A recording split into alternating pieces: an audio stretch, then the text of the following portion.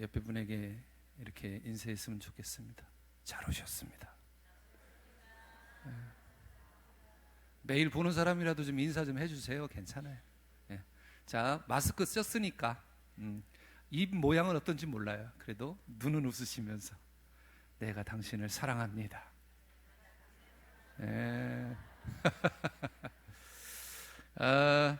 오늘 말씀은 너무나도 우리들에게 익숙한 말씀이고, 또 어떤 삶에 힘듦이 있을 때 우리가 도전이 되는 그 말씀인데, 제가 이거 잘 하려는 거는 모르겠습니다만은 이 버전 여러분도 잘 아시는데, 경상도 버전도 있고 전라도 버전도 있는데 유일하게 충청도 버전이 없어요. 그래서 충청도 버전을 하려는 게 아니고, 여러분도 한 번 정도는 들어봄직한, 좀 제가 멍청도 사람이라서 사투리가 잘 어떨는지 모르겠습니다만 한번 해보겠습니다. 그냥 읽어보겠습니다. 억양은 다를 수 있습니다. 자, 먼저 경상도 버전입니다. 여호와는 내게 목장기라. 그라이 내 삼아 답답할 게 없대이. 저 시퍼런 풀 구덩이에 내 삼아 자빠져갖고 시원한 또랑가론 넬로 잡아 땡기신데이. 어쩌든지 정신 차리고 옳게 살아라 하시면 다 당신 체면이시기 때문이라 카네. 잘 왔어요? 내 뒤질 뻔한 골짜구디의 껌껌한 데서도 그 백이 참말로 여간 아닌기라. 주의 몽둥이와 짝대기로 넬로 맨날 지키시고 내 라이벌 죽일 놈의 문디 자식들 앞에서 내 대가리에 기름을 바르고 넬로 팍팍 키워주시니 내 삶은 걱정이 있겠노 말이다. 내 인생이 억수로 복잡다 싹. 이게 잘 안 된다. 여기에서 바뀌어요. 자, 다시. 내 인생이 억수로 복잡하게 싸도, 맞아요. 저 양반이 맨날 지켜줄 텐께로 내 삼아 웃자든지 그 옆에 딱 붙어가 때리 자기도 안 떠날 기대이. 이게 참 힘듭니다. 자, 근데 전라도는 잘할 수 있습니다. 우리 충청도하고 전라도하고 좀 가까워요.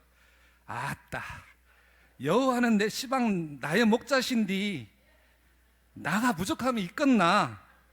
그분이 나를 저 풀어부른 풀밭으로 누워불고 내 삐친 다리 좀에 쉬어불게 하려고 물가시로 인도했쁘네. 자, 어째을까이. 내 영혼을 겁나게 끄어 댕겨불고 그분의 이름을 위하려고 올바로운 길가스로 인도해 보시니. 다 좋은 거. 이것도 참 어려운데요. 그래도 한번 해보겠습니다. 나가 산꼬랑과 끔찍한 곳에 있어도 겁나불지 않는 것은 주의 몽댕이랑 짝대기가 쪼매만한 일에도 나를 지켜준다 이거요. 주께서 저 싸가지 없는 놈들 앞에서 내게 밥상을 챙겨주시고 내 대급박에 기름칠해 주신 깨로 참말로 내가 기뻐 부구마이. 내가 사는 동안 그분의 착하심과 넓어 부는 맴씨가 나를 징하게 따라 당긴 깨로 나가 어찌 그분의 댁에서 묵고 자고 안 어겄냐. 죄송합니다. 밑에서 연습할 때 잘했는데 잘 안 되네요.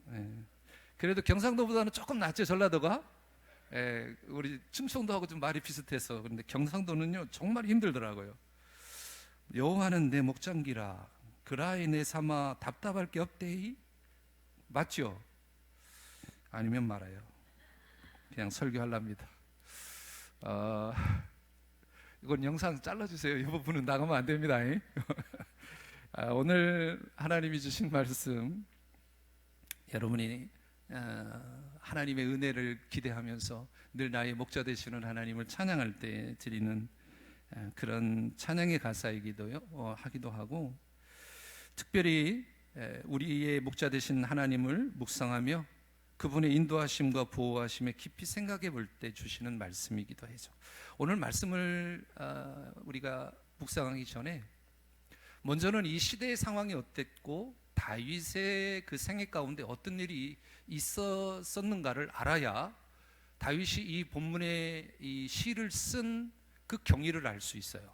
그래서 먼저 다윗의 그 시대적 상황, 그 이스라엘의 상황이 어땠냐면, 다윗의 시대는 이스라엘의 그 주변 국가들과 끊임없는 전쟁과 갈등을 겪던 시기가 다윗의 시대였습니다. 다윗 자신도 여러 차례 위험과 고난을 겪었기 때문에 아마도 이 23편은 이러한 배경 속에서 하나님의 보호와 인도하심에 대한 깊은 신뢰를 표현하는 감사의 시인데, 이 하나님은 나의 목자시니 내게 부족함이 없으리로다 라고 하는 이 시편을 쓴 다윗의 생애 또 양들을 키우는 목동으로서, 목자로서의 삶을 살았던 그 10대의 시간이 있었습니다. 아마도 이 시편을 쓴 것은 그때 사실적인 목자의 역할과 양들이 어떠했을 때 목자가 해야 되는가를 너무나도 잘 알고 습득해 있었던 그런 생각들이 있었기 때문에 그때에 썼던 그 시절을 회상하면서 썼을 가능성이 크고, 또 지켰던 양들을 돌보았던 그 경험을 통해서 그 바탕으로 하나님을 비유로, 목자로 비유로 썼지 않았을까, 우리가 이렇게 추측해 보면서 이 시편을 한번 생각해 보면 더 좋겠다. 사실은요, 이 본문은 다른 뜻이 아니고 하나님은 나의 목자이시다, 목자의 역할과 그 역할을 하시는 양들의 따름, 우리가 흔히 표현하는 순종이라고 하는 단어의 의미 속에서 어떻게 그를 따라야 하는가에 대해서 이 6절은 아주 한 절 한 절마다 정확하게 우리들에게 귀한 말씀으로 주시는데, 1절의 말씀은 첫 번째, 주님은 나의 목자이다 라는 거예요. 다윗은 주님이 나의 목자이시니 내게 부족함이 없다라고 고백합니다. 이 말은 하나님께서 우리의 목자 되신다는 것은 그분이 나를 인도하시고 보호하신다라는 거죠. 여러분, 양의 특징을 잘 알죠? 양은 멀리 볼 수 없는 그런 눈을 가졌어요. 바로 앞에 있는 것 위험조차도 감지를 잘 못한다고 우리가 이제 흔히 알고 있습니다. 그래서 양이 살 수 있는 유일한 방법은 목자의 음성을 따라 살아가는 거예요. 또 목자의 그 목소리를 들어야만이 위험으로부터 자신을 보호할 수 없는 자신을 보호할 수 있는 유일한 길이 목자의 음성이다라는 겁니다. 우리 말씀이 23절의 말씀은 사실 제가 살아가는데 많은 도전이 되는 그런 말씀이기도 합니다. 특별히 신앙의 고백 가운데 하나님은 주님은 나의 목자이신데 그 목자인 음성을 나는 얼마큼 따라 듣고 살아가느냐는 거예요. 여러분이 앞을 볼 수 없는, 미래를 내다볼 수 없는 존재로 살아가는데 그 길을 열어주고 그분의 목소리를 듣고 살아가면, 그분이 길을 인도한다는 것이 성경의 본문의 내용이라면 과연 우리는 신앙 가운데 그렇게 살고 있느냐 하는 거예요. 한번 생각해 보아야 하는 거예요. 분명하게 다윗은 자신의 경험을 통해서 주님은 나의 목자 되시니 내게 부족함이 없다는 거예요. 분명히 이것은 나는 아무것도 할 수 없는 존재인데 내게 부족함이 없다. 그것은 그 목자 되신 주님이 자신을 필요에 따라 필요의 것을 채워주신다라는 말씀을 하고 있는 거예요. 말씀드렸듯이 양은 스스로 길을 찾거나 위험을 피할 수 없기 때문에 목자는 항상 양을 지키고 돌보는 역할을 하는 겁니다. 요한복음 10장 11절과 12절에 예수님에 대해서 이렇게 비유하고 있는데 같이 한번 보겠습니다. 같이 한번 읽어보겠습니다. 시작. 나는 선한 목자라. 선한 목자는 양들을 위하여 목숨을 버리거니와 삭구는 목자가 아니요 이리가 오는 것을 보면 양을 버리고 달아나니 이리가 양을 물어가고 또 해치느니라. 11절과 12절은 분명히 두 목자에 대해서 설명을 하고 있는데, 앞에는 목숨을 걸고 지키는 목자의 양이라면 뒤는 그 목자를 삭군이라고 표현합니다. 역할이 다르다는 거죠. 우리가 살아가는 데 있어서 요한복음 10장 11절에 표현하는 선한 목자라고 하는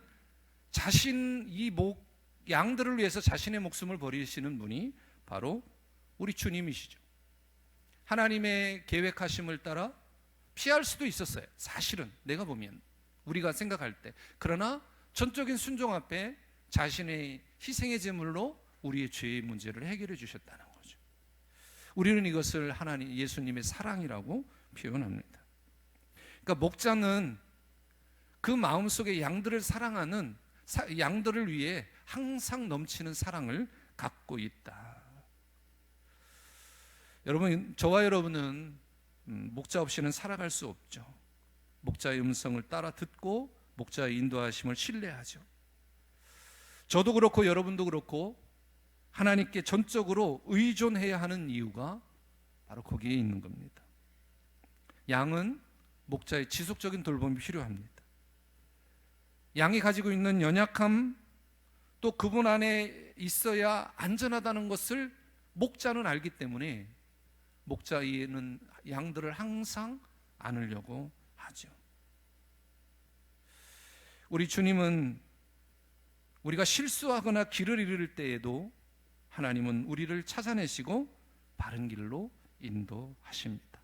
우리 4절 말씀에 보면 주의 지팡이와 막대기가 나를 안위하신다라고 이야기를 합니다. 여기에 두 가지의 물건이 나오는데 하나는 지팡이라고 표현을 하고 하나는 막대기라고 표현합니다. 우리가 보면 그 용도가 같을 거라고 생각을 하지만 사실 그 용도가 전혀 다른 용도로 사용이 됩니다. 지팡이는 여러분이 그 이스라엘의 시대, 구약의 시대의 이 지팡이는 예전에 그 모세나 이런 사람들이 들었던 것처럼 앞에 이렇게 휘어져 있습니다. 앞에 손잡이가 우리 어르신 지팡이 짚는 것처럼 손에 잡는 것처럼. 근데 그보다 상당히 커요. 그 역할이 무슨 역할이냐면, 예를 들면 낭떠러지나 사람의 손이 닿지 않는 곳에 양이 떨어졌을 때, 위험했을 때 그 움푹 파인 것으로 그 양을 끄집어 오르는, 즉 생명을 지키는 것이 지팡이의 역할이라면, 막대기는 어떤 막대기냐? 이제 다윗이 이제 양을 지키기 위해서 들판에서 그 한 무리로 있는 그 양들을 지키기 위해서 눈을 뜨고 그 양들을 지켰을 거 아닙니까? 그 광야에는 그 양들을 잡아먹기 위한 그 야급강식의 상위 계층에 있는 그러한 동물들이 시시때때로 양을 잡아먹기 위해서 노리고 있다는 거예요.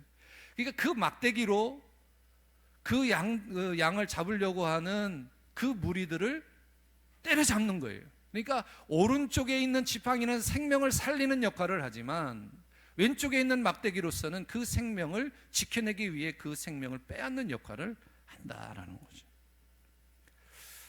저와 여러분이 양의 어떤 성품을 가졌다면 앞에 있는 어떤 것을 볼 수가 없죠. 내일 일을 알 수 없는 거예요, 우리가. 그래서 하나님께 의존하고 하나님께 구하는 삶을 살아가지 않습니까? 오늘 우리 삶을 살아가는 데 있어서 어떠한 그런 위협적인 요소가 저와 여러분의 삶에 닥칠지 몰라요.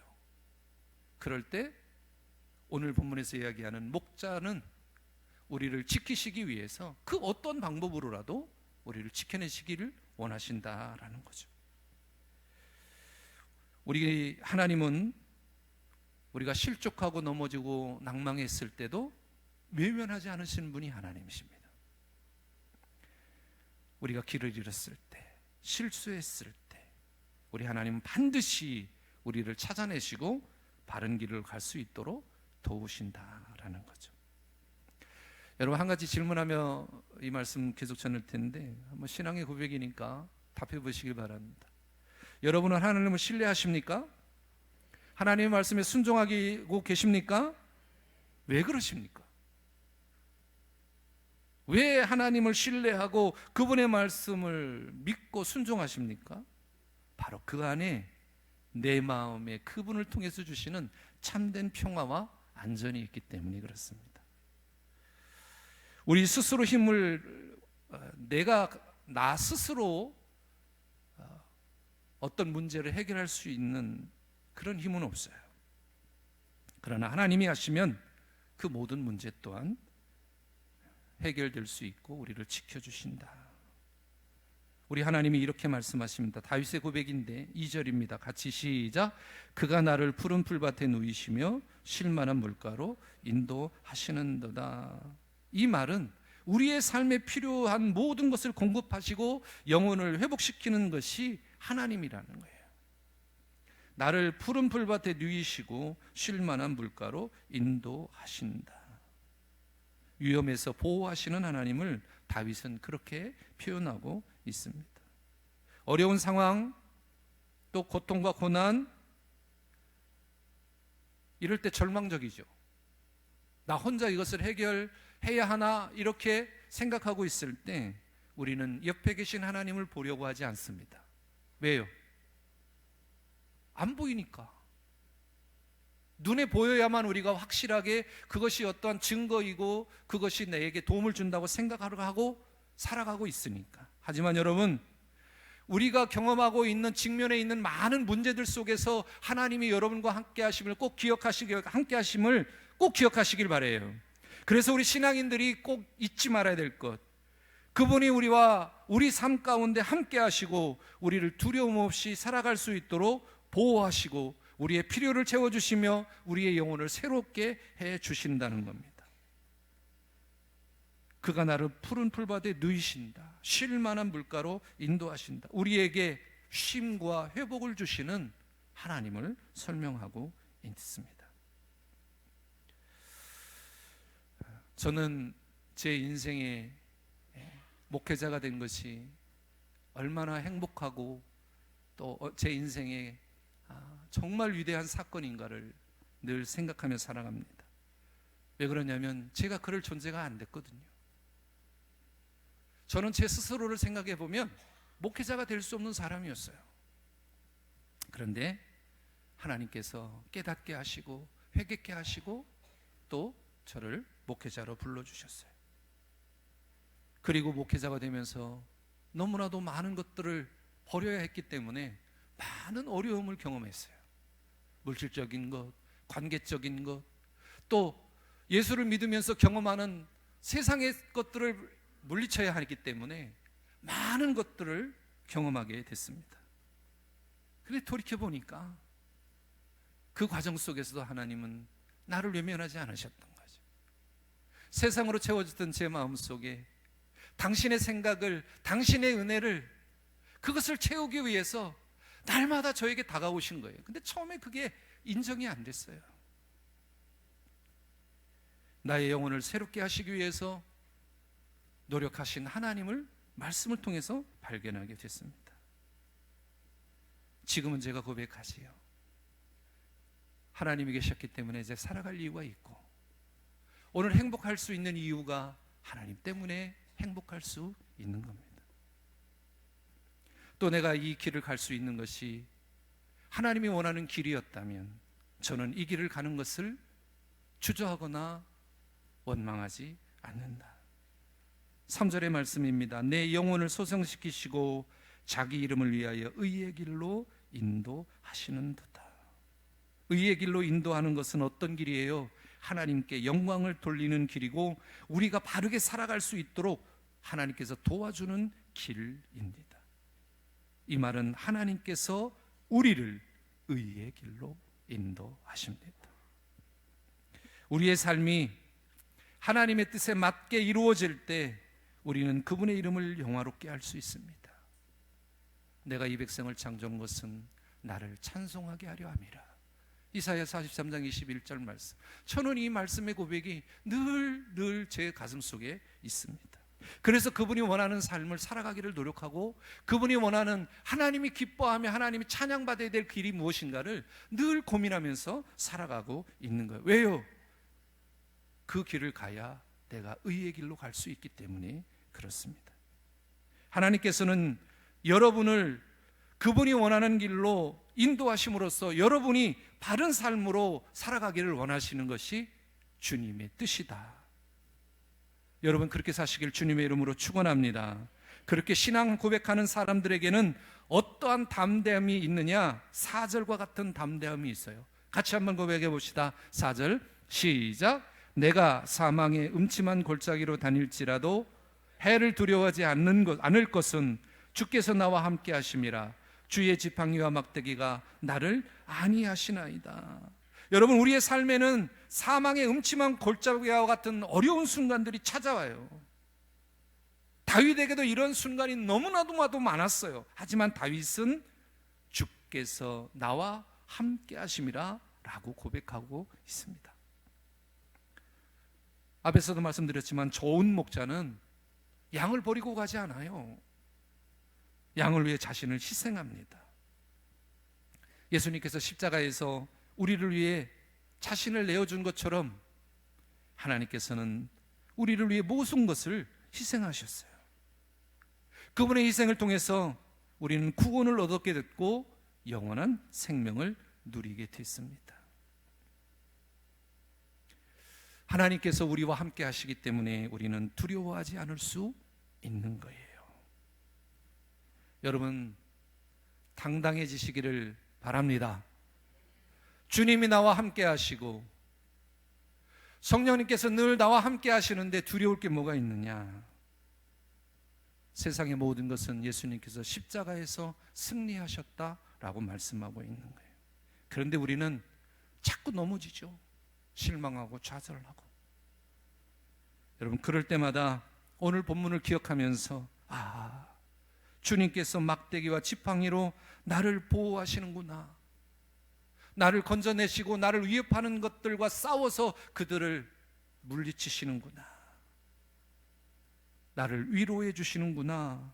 그래서 나는 어떤 어려운 순간에도 하나님이 나와 함께 하심을 믿으며 그분께 의지해야겠구나. 이러한 믿음이 여러분이 있기를 주님의 이름으로 축원합니다. 우리 하나님은 이렇게 담대함을 가진 자에게 더 나아가서 어떠한 담대함을 우리에게 축복을 주냐면 5절에 있어요. 주께서 내 원수의 목전에서 내게 상을 차려주시고 기름을 내 머리에 부으셨으니 내 잔이 넘치나이다. 원수들 앞에서 우리에게 상을 베푸셨대요. 이 상은 공부 잘해서 주는 상이 아니라 밥상이에요. 여러분, 내 생명을 위협하는 그러한 원수 앞에서 여러분 기쁜 마음으로 밥을 먹을 수 있어요? 먹다가 체하지 않을까요? 그런데 우리 하나님이 계시기 때문에 하나님께서는 우리들 원수들 앞에서도 우리에게 상을 베풀어 주신다. 우리를 승리케 하신다라는 거죠. 머리에 기름을 부으셨다는 말은 어떤 의미예요? 축복해 주셨다는 거예요.